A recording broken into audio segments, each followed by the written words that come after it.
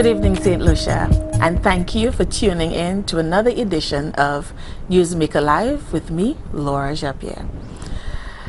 Well, the carnival season is over, and whoa, what a season it was. I mean, the last 2 days were something out of a nightmare for me, honestly. 2 weeks ago, you would have seen that we had our carnival show, and I was so excited to let my hair down and to enjoy some carnival. But the last 2 days, what I saw on the road, honestly, St. Lucia, I can safely say that I saw more flesh on that road than a Greek O-fest. People, you have to understand that just because it's carnival does not mean that you have to let all of your inhibitions go. I saw things that I should never see on the road anywhere other than perhaps, if you may, in a bedroom. And there were kids all around. And then we wonder why our kids behave the way they do. Why they say the things they do or imitate the things that they do. It's because they get it from us.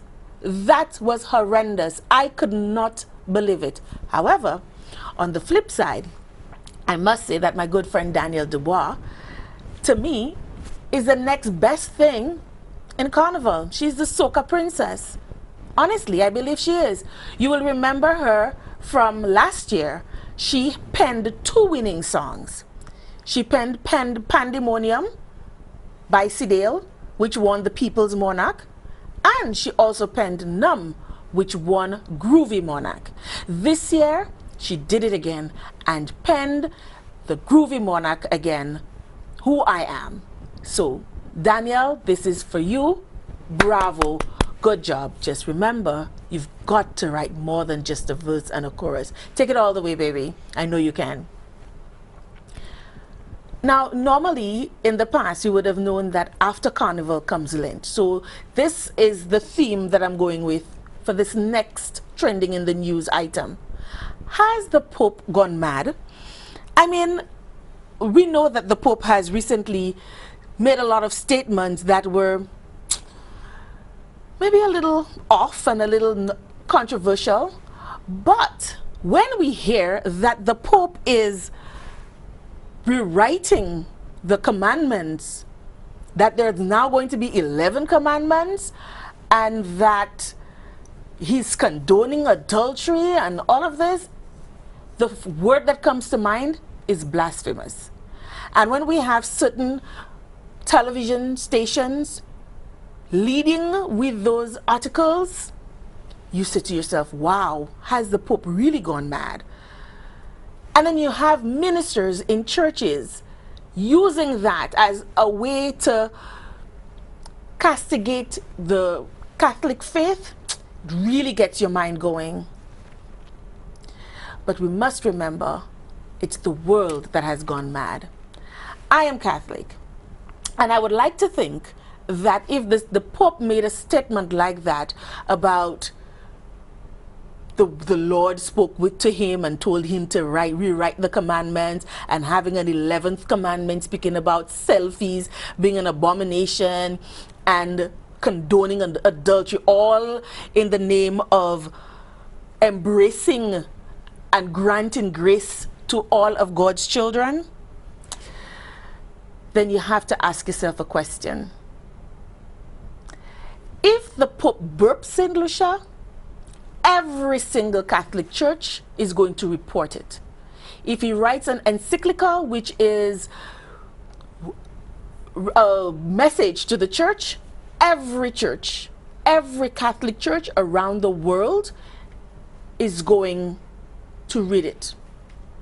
And if the Pope had actually made those pronouncements, you bet your life, NBC, ABC, all the C's, CNN, BBC, all of the C's would have been carrying it as the lead story for weeks and weeks and weeks. Couldn't find it anywhere. It's a hoax. don't believe everything you hear just because it came from a minister, a man of the cloth.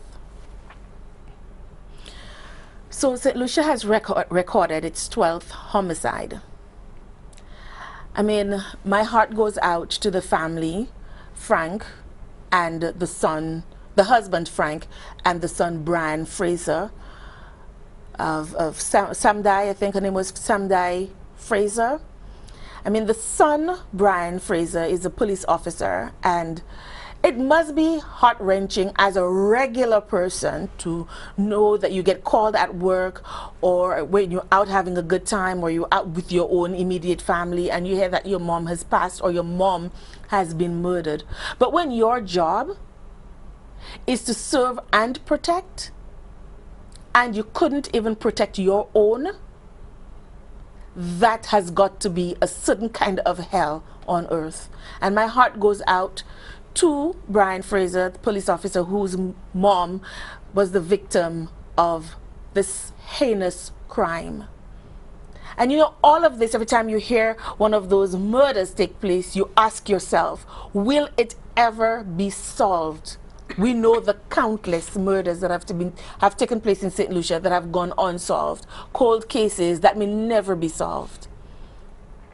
And to think that we have a forensics lab that we are told by the Minister of Justice that is fully operational and yet has been closed for weeks on end now with not a word, not a word, not a word as to when it's going to be reopened, when the audit is going to be complete, what is the outcome if the audit has been completed.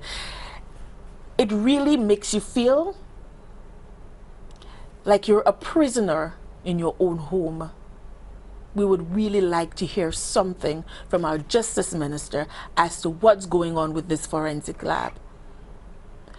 And in related news, speaking of policing, what is this new phrase that we're hearing now? Retirement in the public interest. Sometime last week, I think we heard of the fire chief being retired in the public interest. And now, at the water coolers and the watering holes, we're also hearing that the top cop has been asked to retire in the public interest. What exactly does that mean? To retire in the public interest. Now we know that the police have impacts hanging over their heads and a lot of other things, and we haven't heard anything. All we heard from our Prime Minister is just a snippet and how it's gone to the DPP. We haven't heard from the DPP. We don't know when the cases are going to be called or what's going on. And then you hear, well, the Prime Minister had already said to us that there'll be changes in the police force from the head, from the top. Is that one of those changes? What's going on? We really, really need to know. And for those of you who think that the morale in the police force is at its best, at its highest, I'm here to tell you that if I were a police officer and I were a part of Operation Restore Confidence, right now my confidence would have been at an all-time low. Because if these things can happen to the men or the man that we look up to protect us, having executed duties issued to us, what about us, the little ones? When we come back, our feature presentation.